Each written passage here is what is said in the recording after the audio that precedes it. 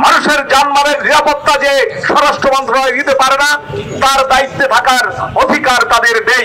এদেশের সকল গণতান্ত্রিক আন্দোলনে আমাদের দেশের নারী পুরুষ সম্মিলিতভাবে রাস্তায় থেকেছে। আজকে যারা হত্যা, নির্যাতন, ধর্ষণের শিকার হচ্ছে, এই রাষ্ট্র তাদেরকে রক্ষা করতে পারছে না।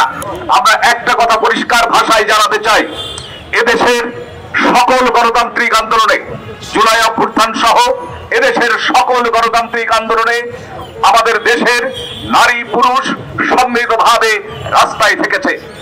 সকলের সম্মিলিত প্রচেষ্টার মধ্য দিয়ে আমরা এই গণ আন্দোলনগুলোতে সফলতার মুখ দেখেছি। আজকে একটি চক্র আমাদের বোনদেরকে ঘরে ঢুকিয়ে দেওয়ার যে পায়তারা করছে, তাদেরকে ঘরে ঢুকিয়ে দিতে চায়, তার জন্য নানা ধরনের ষড়যন্ত্রে আজকে লিপ্ত হয়েছে। তাদের সেই ষড়যন্ত্রের দাঁত ভাঙা জবাব দেওয়ার জন্যই আজকে আমরা এখানে সমবেত হয়েছি। আমরা পরিষ্কার ভাষায় বলে দিতে চাই যে আজকে যারা এই ষড়যন্ত্রে লিপ্ত হয়েছে, তাদেরকে উৎখাত না করা পর্যন্ত, এদেরকে এদেশের বাড়ি থেকে বিতাড়িত না করা পর্যন্ত আমরা আমাদের সংগ্রাম থেকে বিচ্যুত হব না, সংগ্রাম থেকে ঘরে ফিরে যাব না।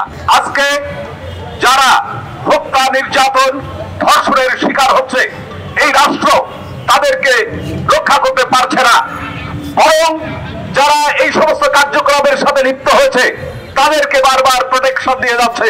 আমরা দ্ব্যর্থহীন ভাষায় ঘোষণা করতে চাই, এই স্বরাষ্ট্র মন্ত্রণালয়ের দায়িত্বে যিনি আছেন সেই জাহাঙ্গীরের পদত্যাগ চাই।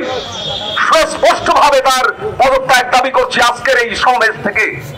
মানুষের জানমালের নিরাপত্তা যে স্বরাষ্ট্র মন্ত্রণালয় দিতে পারে না, তার দায়িত্বে থাকার অধিকার তাদের নেই। আজকে আমরা এভাবে বারবার কেন আমাদেরকে রাস্তায় নেমে আসতে হচ্ছে?